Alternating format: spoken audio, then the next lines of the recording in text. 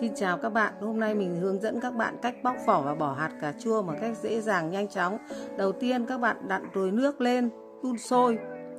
Sau đó mình sẽ hướng dẫn các bạn sơ chế cà chua. Các bạn lấy dao nhọn khoét bỏ lúm cà chua và ngược lại các bạn rạch 2 rãnh. Đấy, vừa phải thôi, rạch 2 rãnh vừa phải thôi. Sau khi rạch và bỏ lúm cà chua xong, mình sẽ hướng dẫn các bạn cách trần cà chua.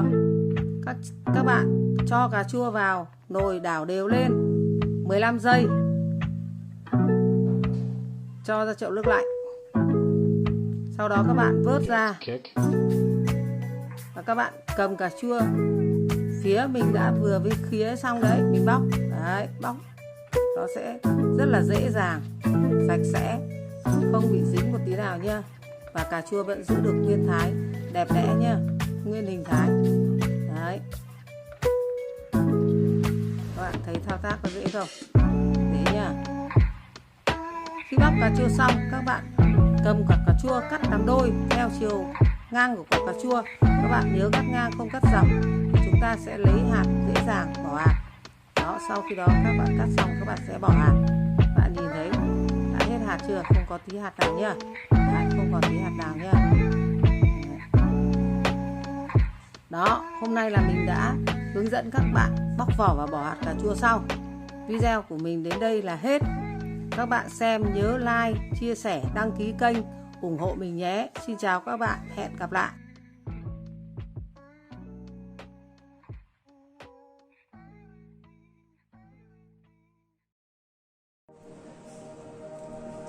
Xin chào các bạn, hôm nay tôi hướng dẫn các bạn cách làm món mì Ý chuẩn công thức châu Âu.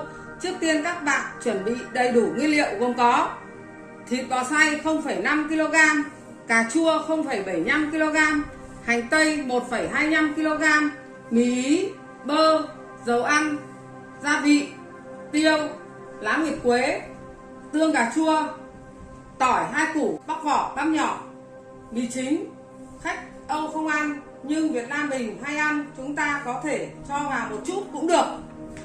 Mì Ý, lá nguyệt quế, tương cà chua các bạn có thể mua ở siêu thị hoặc những hàng khô ở các chợ lớn Hà Nội. Các bạn lưu ý nhé, tương cà chua các bạn nhớ mua tương mặn để nấu chứ đừng mua tương ngọt. Còn bơ thì các bạn có thể mua bơ động vật, không nên mua bơ thực vật. Tốt nhất các bạn nên mua bơ Pháp hoặc bơ New Zealand, nó sẽ có độ thơm và độ ngậy cao. Sau khi chuẩn bị nguyên liệu xong, tôi sẽ hướng dẫn các bạn sơ chế. Đầu tiên các bạn ướp thịt bò, gia vị này. Các bạn có thể cho 2 muỗng gia vị nhé. Tiêu này, tiêu thì tùy gia đình các bạn, mà có trẻ con thì các bạn cho ít thôi nhé, không cay. Mì chính này,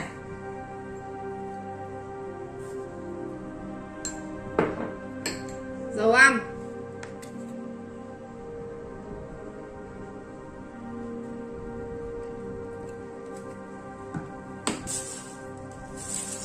dầu ăn rồi xong các bạn trộn đều lên cho ngấm nhá. Trộn đều thịt bò với cả gia vị vào này. Đấy, trộn lên. Trộn lên cho ngấm. Đấy, trộn đều.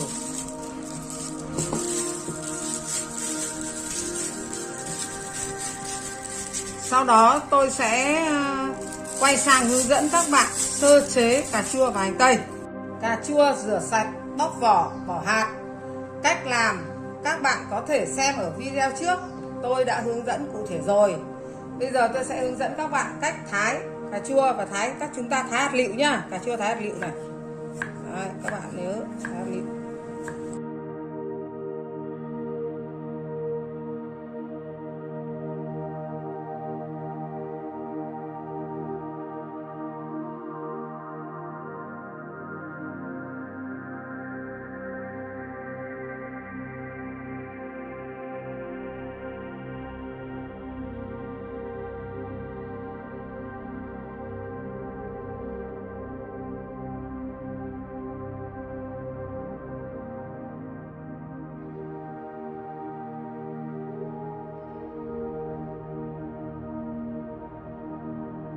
Rồi bây giờ tôi đã hướng dẫn các bạn thái cà chua xong.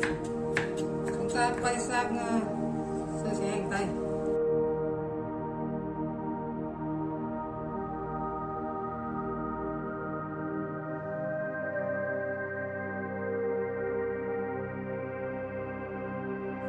Hành tây các bạn bóc vỏ. Bóc vỏ nha.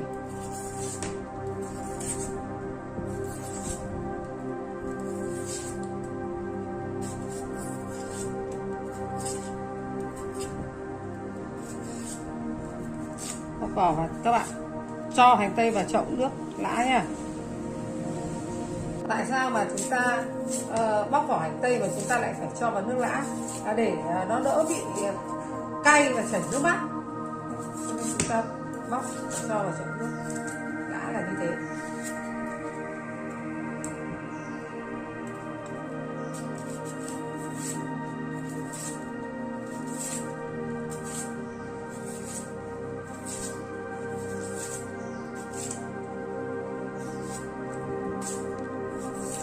Rồi, bây giờ mình đã hướng dẫn các bạn bóc vỏ hành tây xong, chúng ta sang thái hành tây nha. Khi bóc vỏ hành tây xong, các bạn rửa hành tây và vẫn để nó vào trong chậu nước lã. Rồi chúng ta sẽ thái hành tây. Chúng ta cũng thái hành tây hạt lựu nhá.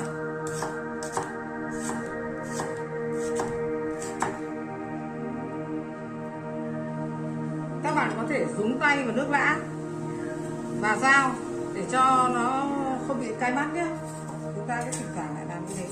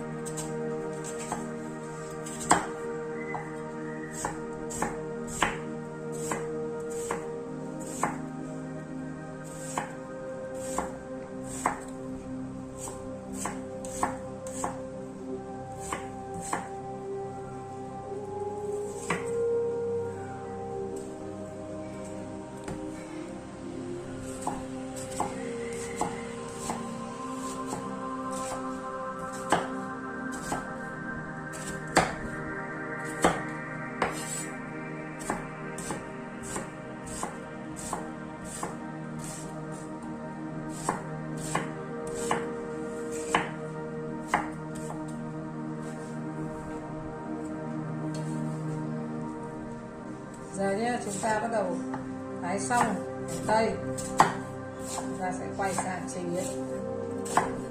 Tôi sẽ hướng dẫn các bạn chế biến.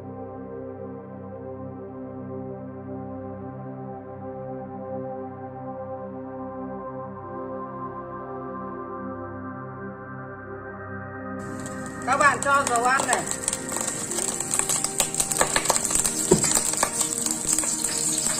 bơ này,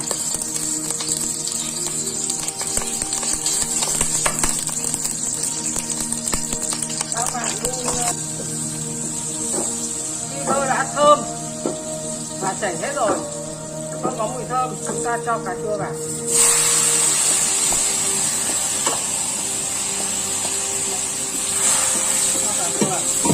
Chúng ta xào, cho một ít gia vị nha, tiêu này, mì chính này,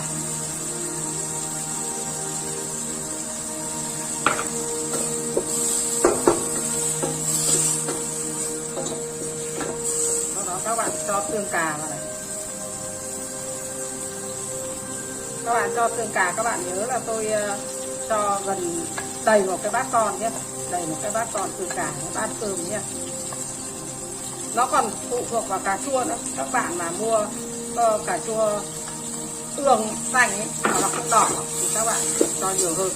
Còn nếu đỏ các bạn có thể rút đi một ít thôi, rang lên một ít rồi rút đi một ít.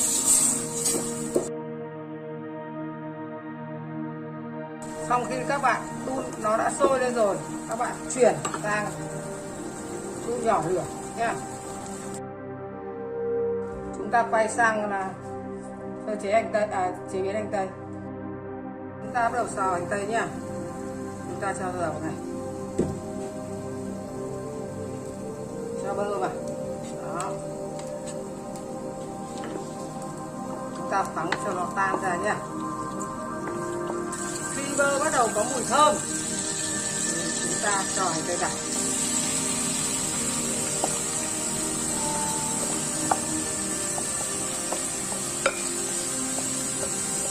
Bơ có mùi thơm chúng ta cho hành tây nhá.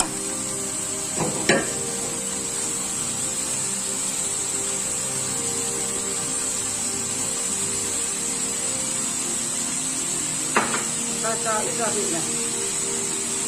Đó.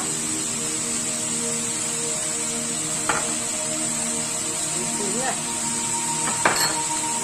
tiêu này, các bạn nhớ là tiêu nhà các bạn có thể còn cái ít thôi cả.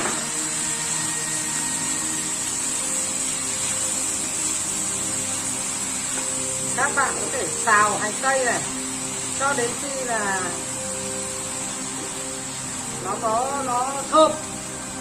Các bạn có thể xào hành tây đến khi hành tây thơm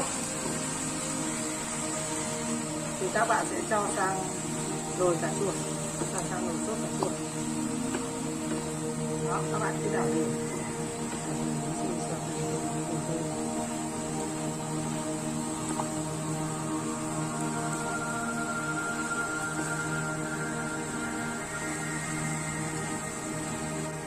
Hành tây đã thơm rồi thì chúng ta quay sang đổ hành tây vào nồi sốt cà chua.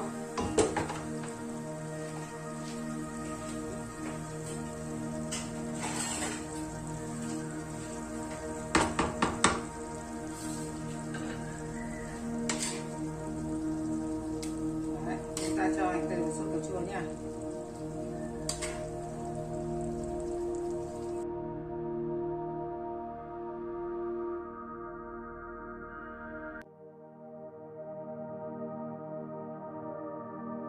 Rồi, bây giờ chúng ta quay sang xào thịt bò.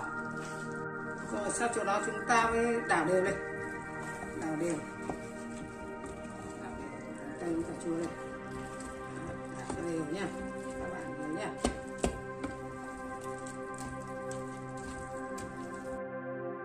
Chúng ta cho hành tây và cà chua đảo đều rồi chúng ta cho lá nguyệt quế nhá. Cho lá nguyệt quế. Đó. Rồi. Sau chúng ta đảo trộn cho lá nguyệt quế xuống dưới. Đó. Rồi chúng ta tiếp tục là đun nhỏ lửa và quay sang xào thịt bò.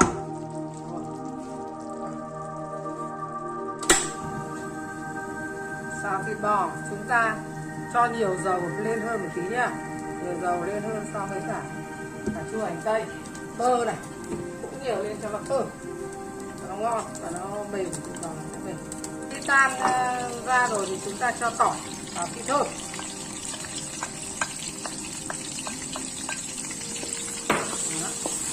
Khi tỏi bốc mùi thơm cho thịt bò vào.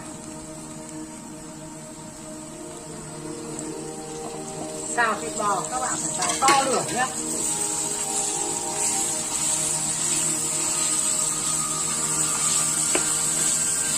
Thịt bò này chúng ta đã ướp lúc đầu rồi cho nên bây giờ không cần cho cái gì nữa, chỉ xào thôi.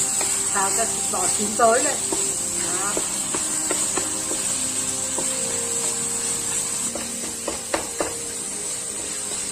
Nha. Ngay tay là thật đều. Đấy, khi thịt bò đã chín tới rồi, chúng ta sẽ đổ vào cái nồi sốt hành tây và cà chua. Nha.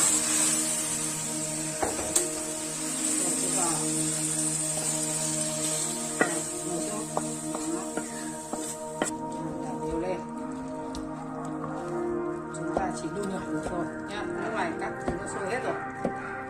Đó. Chúng ta cứ trộn đều và đun nhỏ lửa nhé. Trong cái thời gian mà chúng ta đun cho cái này, thời gian chín của nó là 20 đến 25 phút khoảng đấy, thì chúng ta đi trần mì. Trần mì thì nước sôi chúng ta cho một ít muối, một ít dầu cho mì vào trần 15 phút thì là sẽ được. Còn thịt bò thì chúng ta đậy vuông vuông nhỏ lửa để khoảng 10 đến 25 phút. Thời gian nhé, chúng ta sẽ kiểm tra nồi sốt. Đấy, các bạn nhìn xem, nồi sốt rất là thơm nhá. Đấy, rất là mềm, của cà chua và nước sốt sánh mượt nhá. Này, nước sốt rất là sánh mượt nhá. Đó, các bạn nhìn xem có đẹp mắt không? Rất là đẹp mắt nhá, và rất là vừa vặn, sốt rất là sánh mượt. Đấy, bây giờ là sốt của chúng ta đã được rồi.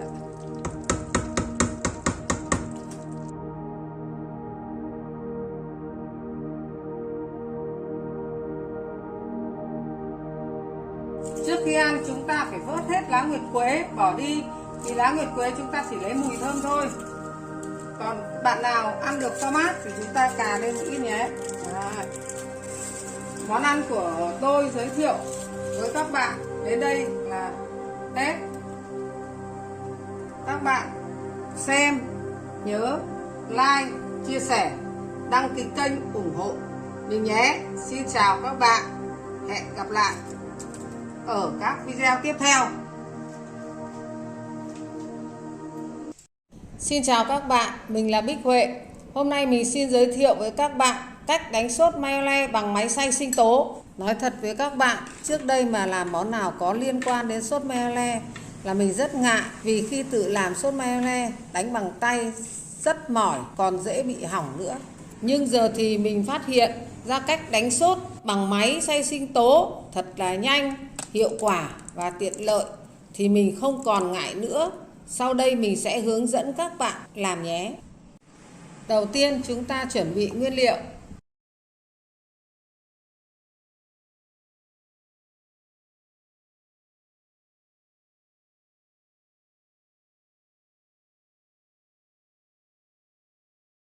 Chuẩn bị xong chúng ta bắt đầu làm. Đầu tiên chúng ta vắt chanh lọc lấy nước.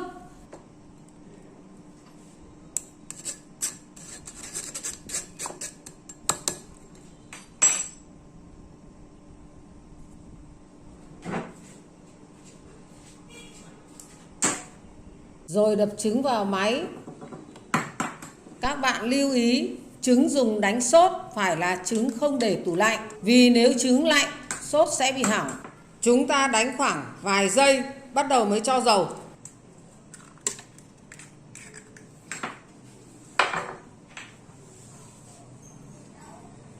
Cho một chút muối. Bắt đầu từ đây tôi sẽ hướng dẫn toàn bộ quá trình đánh sốt. Khi đã bật máy, các bạn không được dừng máy khi sốt chưa sánh. Bật máy đánh trứng và bắt đầu cho dầu rất là từ từ, ít một, và liên tục cho đến khi sốt sánh.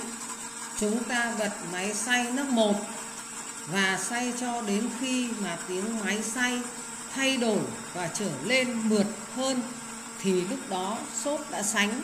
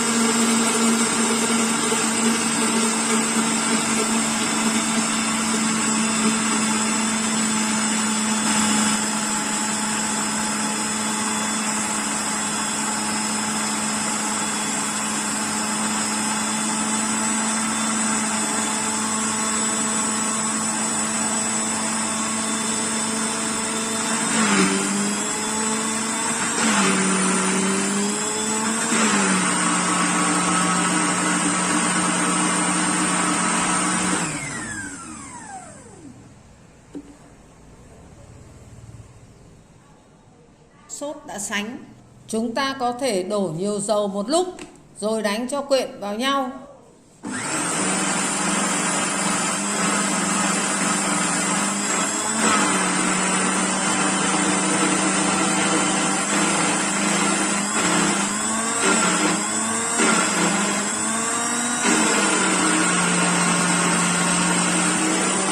Sau đó dừng máy kiểm tra xem độ mặn nhạt như thế nào. Rồi nếu nhạt thì cho thêm muối.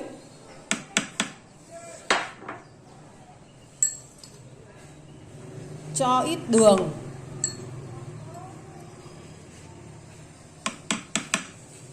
Và một ít giấm.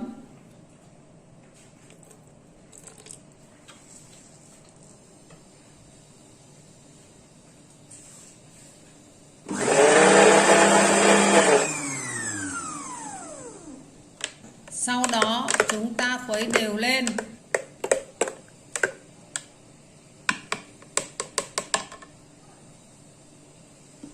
Và tiếp tục cho dầu đánh đến khi sốt được. Lưu ý khi cho dầu các bạn cho vào giữa tâm để dầu quyện được vào với sốt. Sau đó dừng máy kiểm tra xem độ mặn nhạt như thế nào. Rồi nếu nhạt thì cho thêm muối.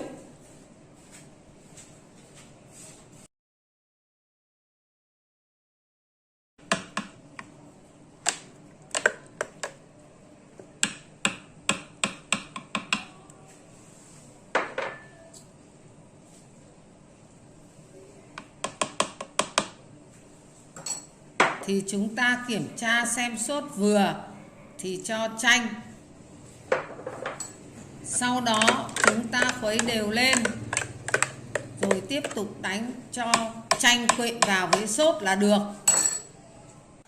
Khi đã cho đầy đủ gia vị thì chúng ta chỉ cho dầu vào và tiếp tục đánh.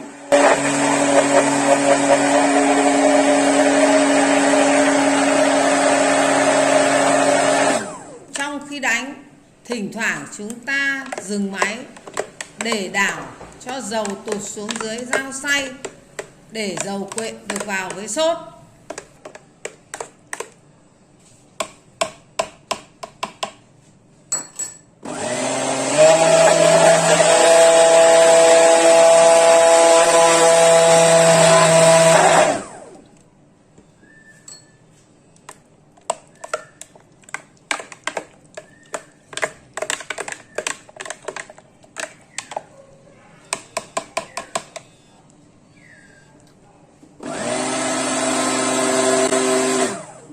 Cứ khuấy đều như thế cho đến khi sốt mượt thì thôi.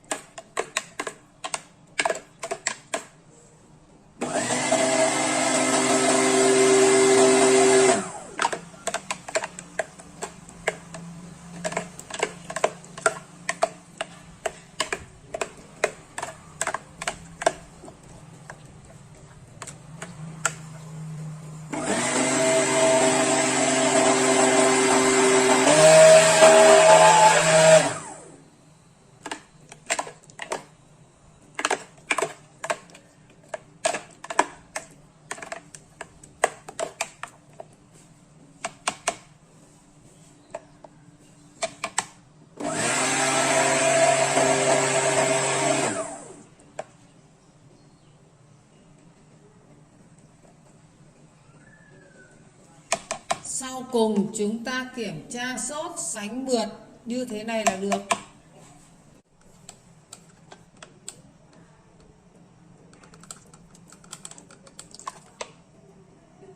Các bạn nhìn nhá, sốt rất là sánh nhá, mượt nhá. Đấy, sốt mayonnaise có thể ăn với rất là nhiều món. Ví dụ như salad Nga, khoai tây chiên này, các loại rau củ luộc này, tôm chiên này, mực chiên này, nói chung là vân vân nhiều loại. Các bạn thích ăn với loại nào thì tùy ý. Các bạn cho vào lọ để bảo quản ở ngăn mát.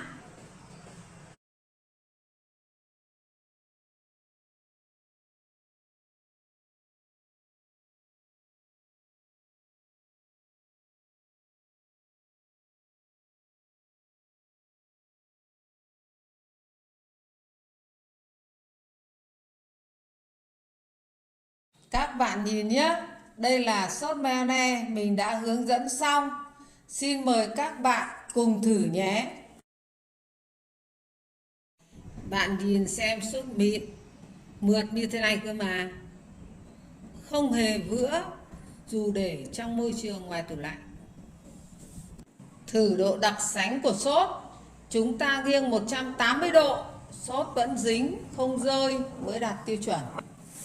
Khi ăn chúng ta thấy sốt màu rất đẹp, sánh mượt, núng nính, ăn béo ngậy, ngọt ngọt của đường, chua thanh của chanh là một món chấm vô cùng hấp dẫn. Cảm ơn các bạn đã xem hết video. Các bạn nhớ cho mình một đăng ký, một like, một chia sẻ, ủng hộ mình nhé. Xin chào, hẹn gặp lại các bạn ở video tiếp theo.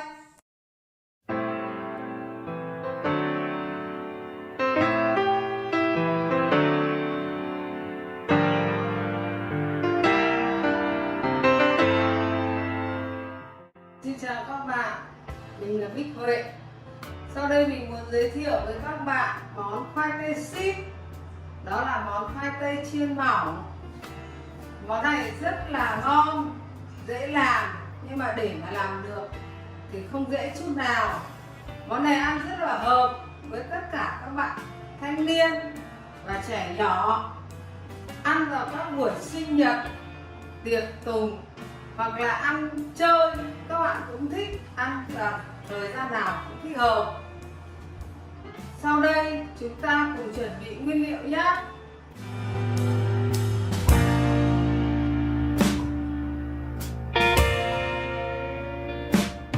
Về phần nguyên liệu, các bạn nên chọn những củ khoai nó đều nhau và nó ít mắt của nó không bị sâu mà nó đều thì các bạn làm nó sẽ ngon và miếng khoai nó sẽ đều đặn.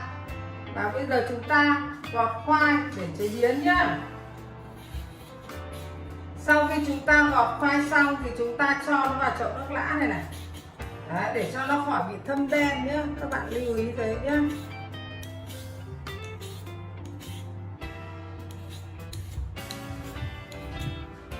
Đấy, các bạn chọn khoai nó không bị lồi lõm thì các bạn nạo vỏ rất là dễ. Đấy, rất là đơn giản mà các bạn phải gọt hết mắt khoai nhé, không ăn cái mắt khoai nó độc đấy. Đấy, chúng ta cho vào chậu nước. Đấy. Các bạn cứ làm thế cho nó đều hết nhé. Đây là phần khoai tây mình đã gọt và rửa sạch, thay một nước khác. Vào đến phần cắt thái nhé. Trước khi cắt thái thì chúng ta nên cho một ít muối này, một ít muối. Đấy, cho vào chậu nước. Sau đó chúng ta cho giấm này,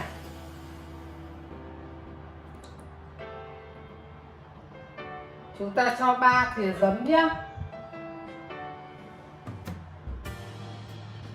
Đấy, 3 thìa giấm này tương đương với 50 ml đấy.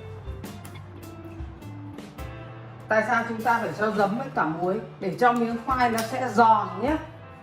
Các bạn cho xong các bạn khoắng đều nước cho nó tan muối với cả giấm nhé. Rồi các bạn bắt đầu thái khoai. Khi thái thì các bạn nên thái mỏng và thái vừa miếng nhé. Các bạn thái mỏng như thế nào thì các bạn cứ thái mỏng như thế thôi nhá. Đấy. Mà nó phải đều với nhau nhé. Đây này, các bạn thái mỏng như này này, nó sẽ đều nhau và nó sẽ không bị cháy, và chỗ thì cháy chỗ thì trắng nhé. Đó, các bạn thả vào nước.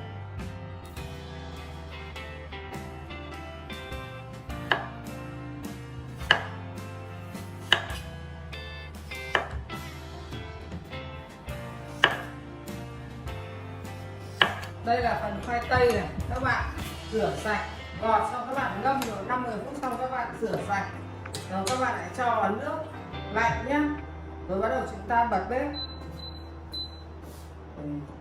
Chúng ta bật bếp để bắt đầu rán. Rán khoai tây thì chúng ta rán ngập dầu nhé.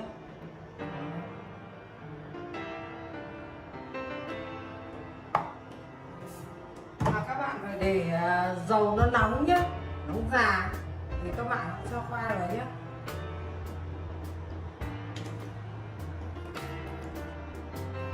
Các bạn đun nóng già và chuẩn bị một cái rổ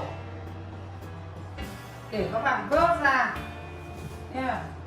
Khi mỡ đã nóng già rồi thì các bạn bắt đầu cho khoai nhé. Đó. Nóng già các bạn cho khoai. Đó.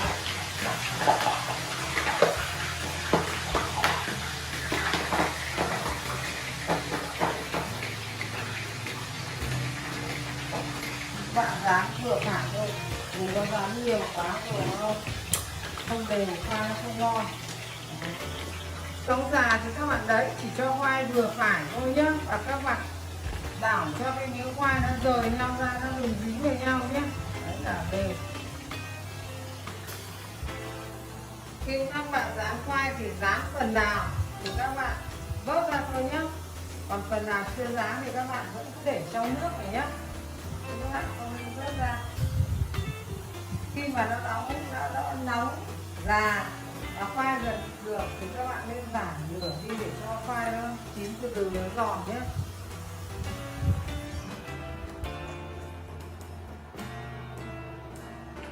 Đấy, cho nó vớt ra.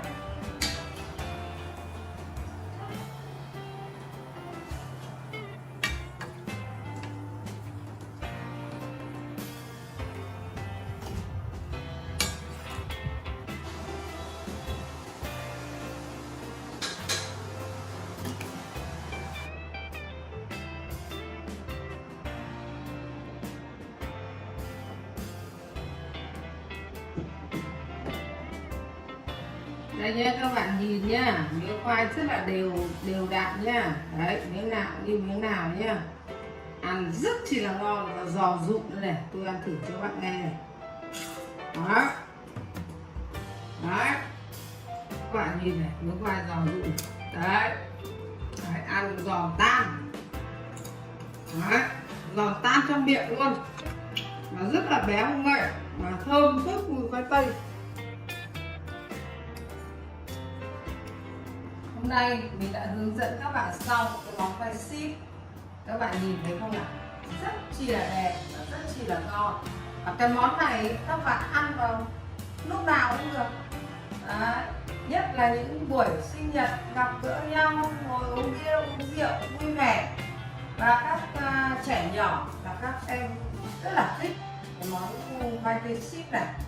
Đấy, cho nên là tôi đã hướng dẫn xong và chi tiết cụ thể, rất dễ làm tại nhà, cho nên là các bạn có thể làm cho gia đình mình thưởng thức một món khoai rất chỉ là ngon và giòn rụm.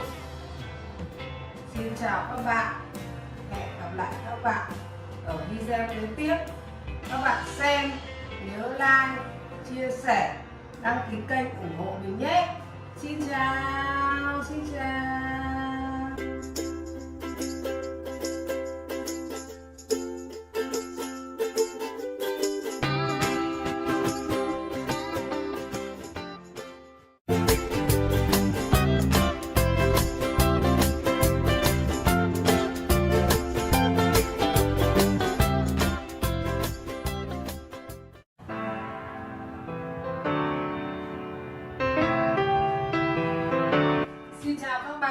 Hôm nay mình xin hướng dẫn với các bạn một món ăn rất là quen thuộc của chúng ta, đó là món khoai tây chiên.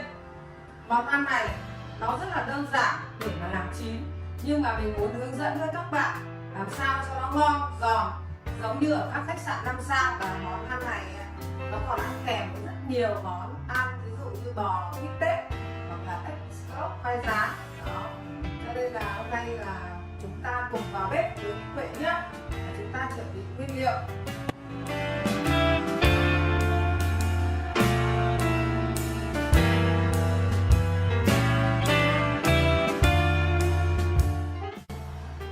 Trước tiên chúng ta chuẩn bị một chậu nước rồi để chúng ta bỏ khoai.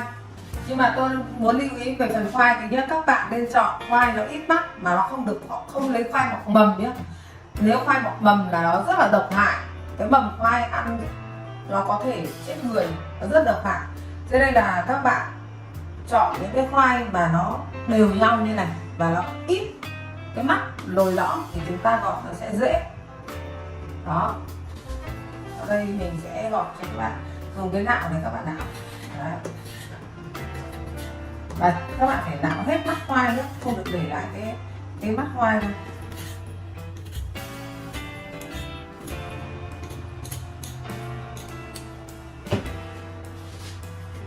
Đây là khoai tây đã bỏ xong. Đó, sau đó chúng ta bắt đầu cắt thái nhé. Thái thì các bạn thái để chia ra từng phần.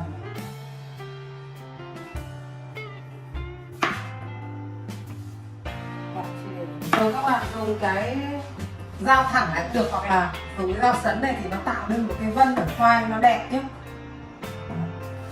Đấy.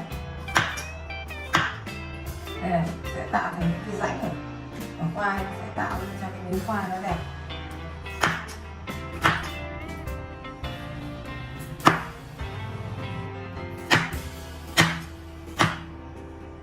Khi chúng ta đã cắt thái xong rồi ấy, thì chúng ta phải rửa nhiều lần để cho nó hết những cái bột khoai này nhé, và nó không bị thâm đen.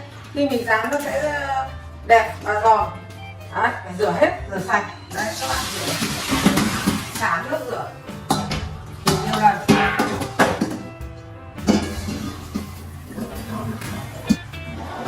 Đấy.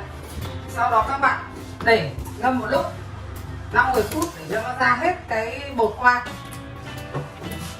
Sau khi các bạn ngâm 5-10 phút sau thì đấy, khoai nó vẫn trong và nó sạch sẽ và nó không còn cái bột khoai nữa thì chúng ta đổ ra. Đổ ra thì các bạn để cho nó ráo nước đấy.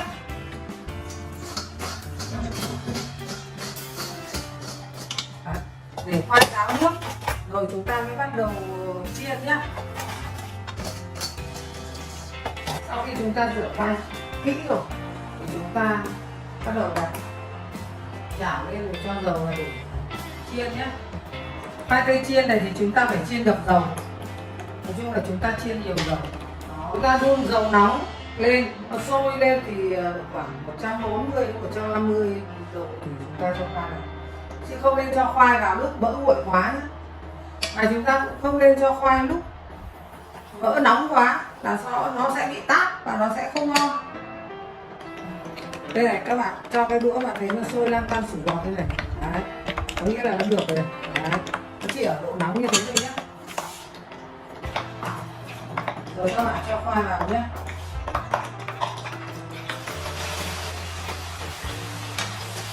Rồi các bạn đảo về cho nó là khoai. Đấy. Khi chiên ấy, trong khi chiên là các bạn phải đảo đều nhé, để cho khoai nó đều. Đó, hơi tạo bớt cái nhiệt độ đi để cho khoai nó giòn. Trong thì nó sẽ chín mềm, ngon sốt và ngoài nó sẽ giòn nhé. Các bạn phải đảo liên tục. Mà các bạn không nên rán nhiều nhé, rán vừa phải thôi nhé. Để chuẩn bị đến 5 phút là chúng ta đầy vớt ra nhé. Đó, đây này, khoai nó chỉ non lại rồi là chúng ta vớt ra này. Đó, khi các bạn thì rồi chúng ta tiếp tục chúng ta rán mẻ nữa cho đến hết nhé. Chỗ này là tôi mai tôi làm nó đơn khoai.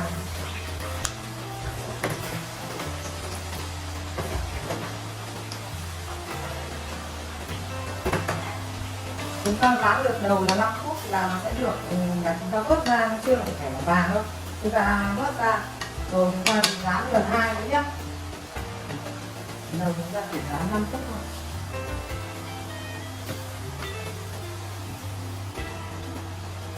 Sau khi rán lần đầu xong thì chúng ta để khoảng 10 phút để cho mỡ nó nguội, 10-15 phút để cho它nguội, chúng ta bắt đầu mới tráng tiếp nhé. Sau khi chúng ta để nguội rồi khoảng 10-15 phút thì chúng ta bắt đầu chiên lần 2 nhé. Khi chúng ta để thì bên ngoài nó sẽ có một lớp trắng trắng đó. Đó. Đấy là 10 hoặc 15 phút sau nguội thì chúng ta bắt đầu chia lần 2. Thế nhá, mình để cái đũa này các bạn thấy nó sủi tăng lên này. Đấy, nó sủi bọt lên. Đó. Nó sủi bọt, các bạn nhìn thấy nó sủi bọt chưa? Đấy. Nó sủi bọt lăn tăn như này là mỡ đã nóng rồi nhé. Không cần phải nóng già đâu. Nếu các bạn dám mỡ nóng già các bạn cho vào thì nó sẽ tát, nó khoai nó vàng nhưng nó sẽ không giòn. Đấy. Còn các bạn cho nhiệt độ vừa phải thôi thì là nó sẽ đó, các bạn cho vào. Và các bạn rán ít một thôi, không cần nhiều đâu nhé. Đấy. Các bạn rán rồi 5 đến 6 phút rồi và các bạn là cũng sẽ được nhá. Đấy. Đây là chúng ta trao lần 2 nhé. Đây, là vào chúng ta bắt đầu vớt ra này. Đó.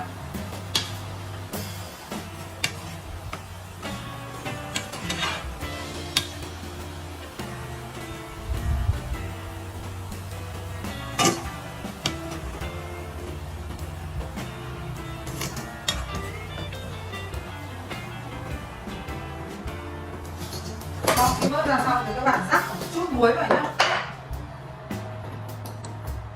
Đây, các bạn cầm tay các bạn rắc đều muối. Đấy, rắc một chút muối thôi. Đó. Mới tinh nhé, rồi chúng ta sóc lên. Đấy, sóc này lên để vừa là để nó sóc nó vừa là đấy, các bạn nghe tiếng giòn không? Giòn nhá, khoai rất là giòn.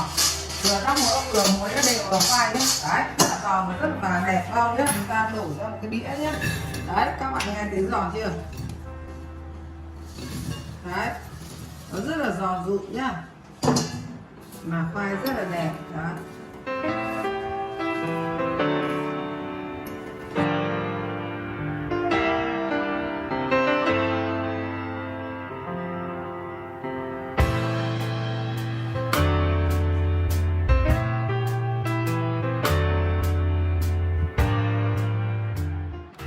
Yêu cầu cảm quan của món này là khoai tây giòn, vàng đều, đẹp, chín nhé. Khoai tây phải chín, các bạn đừng nên rán to lượng quá là nó vàng nhưng ở trong mềm ngon nhé.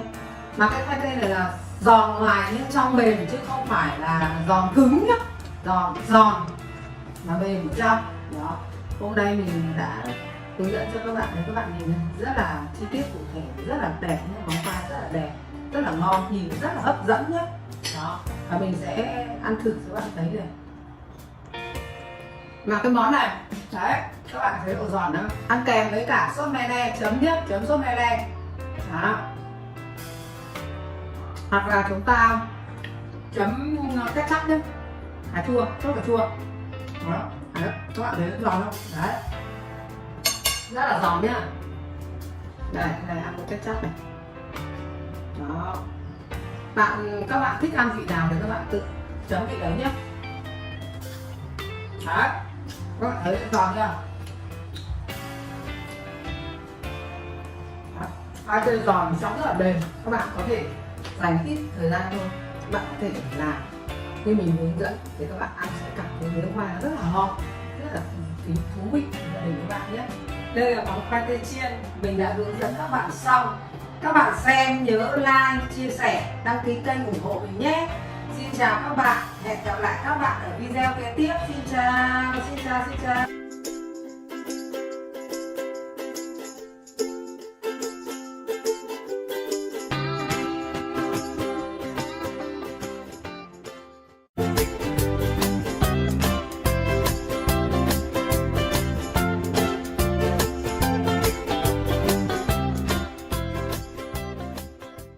Xin chào các bạn, rất vui được gặp các bạn. Hôm nay chúng ta lại cùng vào bếp với Bích Huệ nhé.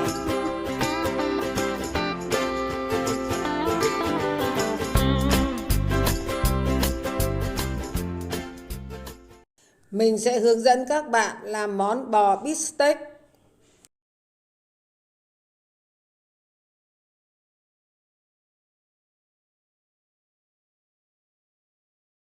Chúng ta chuẩn bị nguyên liệu nhé.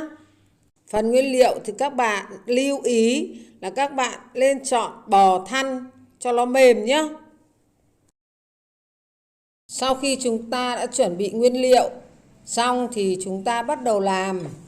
Đầu tiên là các bạn lọc hết gân xơ ở miếng thịt bò. Vì cái phần gân xơ nó rất là dai cho nên chúng ta phải lọc thật sạch nhé. Khi lọc xong thì chúng ta dùng một cái vồ để đập cho thịt nó mềm. Đây là chúng ta dùng bò Việt Nam nhé, thì chúng ta đập. Còn chúng ta dùng bò Úc hoặc bò New Zealand thì chúng ta không cần phải đập mà chúng ta chỉ lọc sạch gân xơ là được.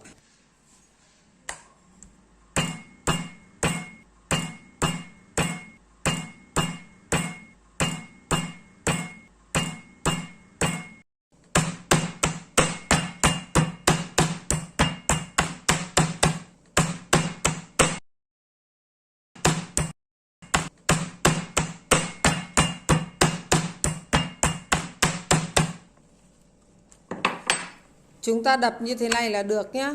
Sau khi đập xong chúng ta dùng con dao để rạch vùng quanh vỉa miếng thịt bò nhé. Nhưng các bạn rạch nhỏ thôi và rạch vài nhát thôi nhé. Để khi nướng miếng thịt không bị cong vênh, nó sẽ rất là đẹp. Bây giờ chúng ta tẩm ướp nhé. Cho gia vị này, chúng ta rắc ít thôi, rắc một ít đủ một lượt rất là mỏng ở trên miếng thịt. Rồi chúng ta cho tiêu này, cho dầu ăn này,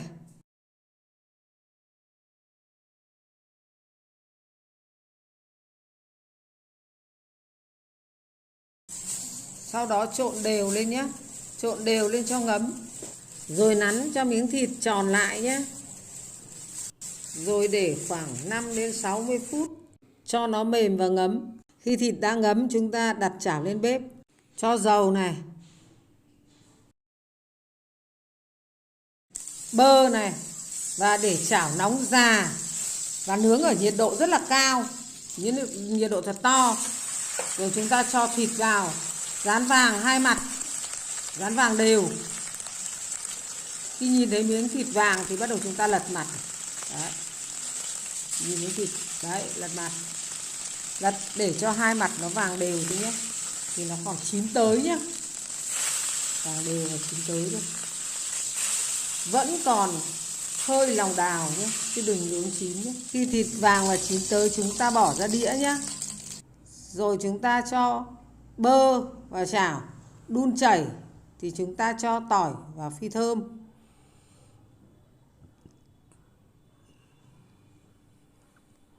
Sau khi tỏi thơm, chúng ta đổ lên trên miếng thịt bò nhé. Rồi đấy, nước vẫn còn chảy ra đỏ đẹp hồng, lòng đào là được nhé.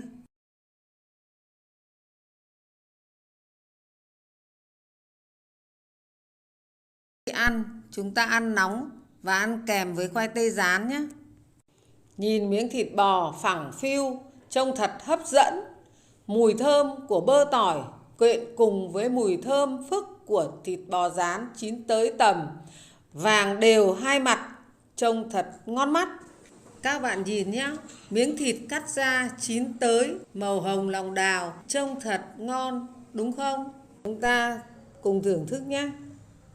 Thịt bò mềm, ăn rất là mềm này, không bị khô xác, còn hơi lòng đào. Hai mặt thì vàng đều, không cháy khét, ăn thật là ngon.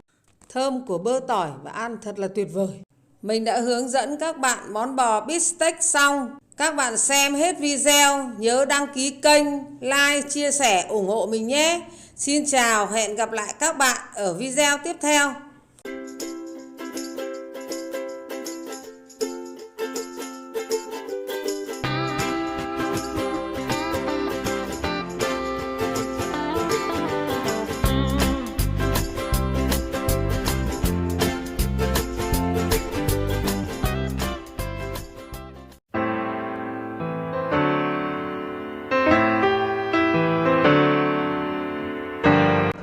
Chào các bạn, hôm nay chúng ta lại gặp nhau.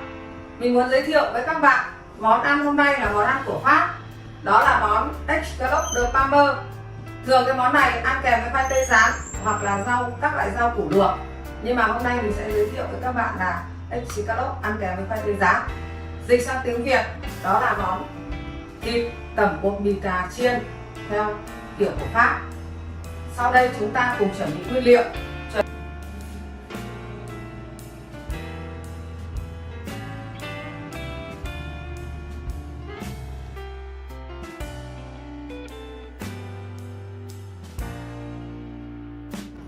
Trước tiên tôi muốn nói về khoai tây.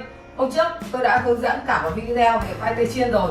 Thì hôm nay cũng món này ăn kèm với khoai tây chiên thì chúng ta sẽ làm như món hôm trước tôi đã hướng dẫn. Tôi sẽ để ở phần mô tả, các bạn tham khảo thêm.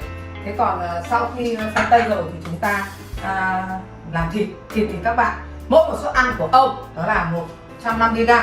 Đây là một miếng thịt lạc vai nhé. Các bạn mua thịt lạc vai 150g.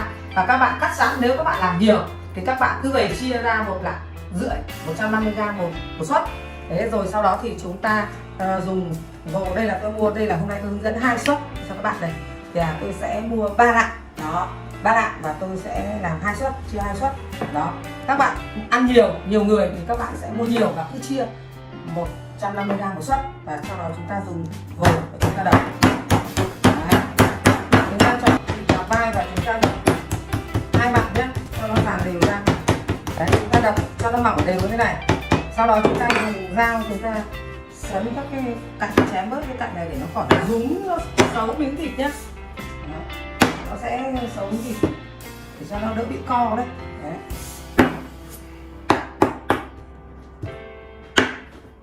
Đó. Rồi. Tiếp tục chúng ta lại đập. Đó. Đều.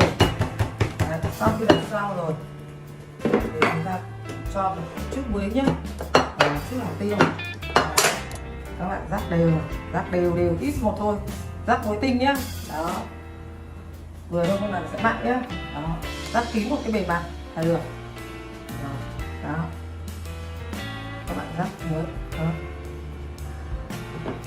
thế thôi không mặn, thế kín được cái bề mặt là được rồi. Hạt tiêu này, rồi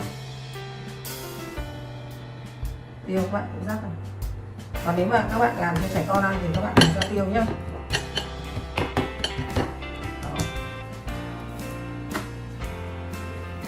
Chúng ta rửa đây, chúng ta lại tiếp tục rắc ít thôi. Các bạn rắc nhiều là sẽ bị mặn. Đó, ít mỏng đều mỏng lại. Tiêu tí thôi. Đó, thế tiêu muối xong nhé thì các bạn đấy cho nó ngấm vào nhau rồi. Sau đó chúng ta đập trứng, chúng ta chặt tẩm trứng. Sau đó các bạn đập trứng nhé. Đó. Và chúng ta đánh cho nó đều trứng ra. Đấy, sau khi trứng tan rồi thì chúng ta tẩm vào bột mì cà. Đó. Đây là cái bột mì này nhá, bột mì cà. Bởi sao gọi là bột mì cà? Là cái bột mì này ấy là chúng ta sấy khô cái bánh mì của chúng ta sấy khô chứ không phải sấy vàng nữa, chỉ sấy khô thật khô. Sau đó chúng ta cho vào máy xay và xay nghiền nhỏ ra thế này nhá. Đây là phần bột mì cà, còn đây là bột mì này. Đấy, các bạn chú ý nhá, cái bột mì cà là lấy bánh mì sấy khô và xay nhỏ. Đấy, bột mì cà thì chúng ta cho nó vào đây.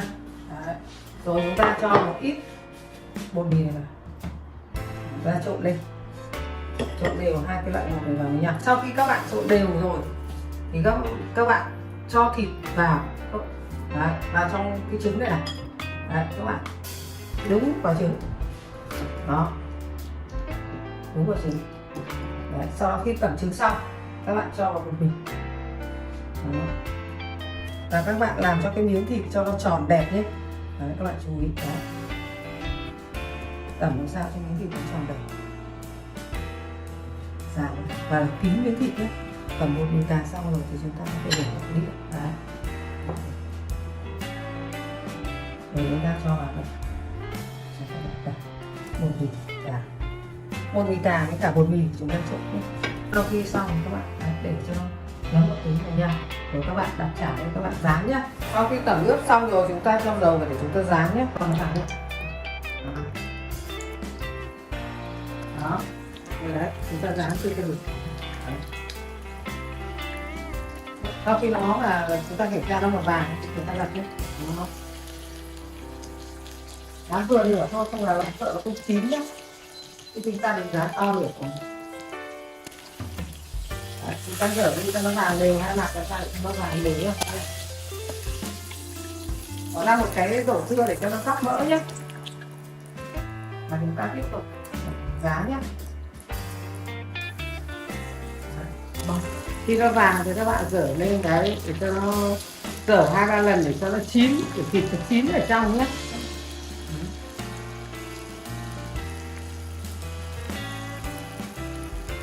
Chúng ta nhớ là rán vừa thì lửa không đó sẽ sống, để nó cháy nhé, thì vàng đẹp thôi. Đấy, vàng đẹp.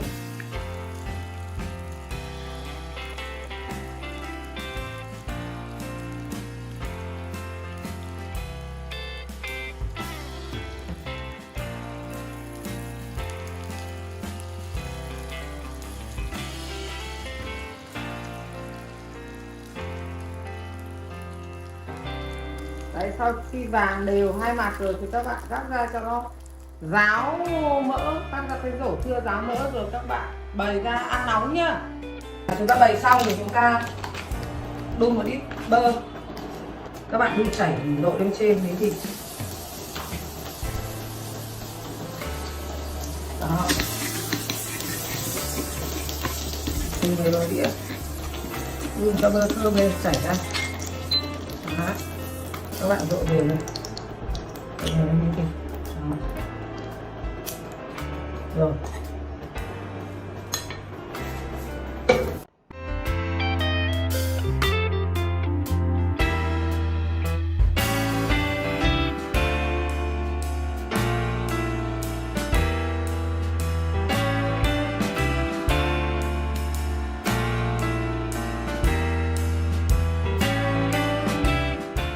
đây cái món escalope mình đã làm xong. Và thường thì khách châu Âu ấy, thường thì người ta ăn kèm với khoai tây chiên hoặc là rau củ luộc. Đó. Thế thì người ta ăn thì thường có một đĩa salad. Đấy thì là một bữa ăn của người ta thêm một cái lát bánh mì. Mà cái yêu cầu cảm quan của cái này là thịt mềm, vàng đều đẹp, hình thức đẹp. Đó, và rất là mùi thơm và mùi thơm của bơ. Bây giờ thì mình sẽ cảm quan để các bạn nhìn, các bạn nhìn đây cách các bạn nhìn. Cái này không phải là chiên giòn nữa, cái này không, các bạn đừng nhầm với cái thịt chiên xù giòn của Việt Nam mình ấy. Cái này là tẩm một bánh mì gà. Đấy, cho nên là ăn nó sẽ quyện cái bánh mì, cái bộ bánh mì vào với cả trứng với thịt, ăn rất là ngon và bề chín tới. Các bạn nhìn thấy bề chín tới, không bị khô xác nữa. Đấy, ăn nó giòn nhưng mà nó rất mềm mượt. Đó, nó rất thơm ngon. Chúng ta ăn cùng khoai tây đó. Món này rất ngon, nó hơi là đặc biệt đấy. Khoai tây cũng giòn. Thịt escalope cũng giòn nhưng mà mềm. Đó, chín mềm chín tới. Các bạn cố gắng bớt chút thời gian để xem video. Các bạn có thể làm cho gia đình các bạn được một bữa ăn ngon và món ăn nó mới lạ. Mình cùng được thưởng thức món ăn của nước ngoài nó như thế nào. Đó, tôi cố gắng chia sẻ rất là chi tiết cụ thể để cho các bạn cố gắng là sẽ xem và làm được. Không được 10 như tôi thì cũng phải 8-9, nói chung là các bạn cũng sẽ làm được. Tôi hướng dẫn rất là cụ thể rồi. Đấy, các bạn cứ theo dõi video là sẽ làm chuẩn.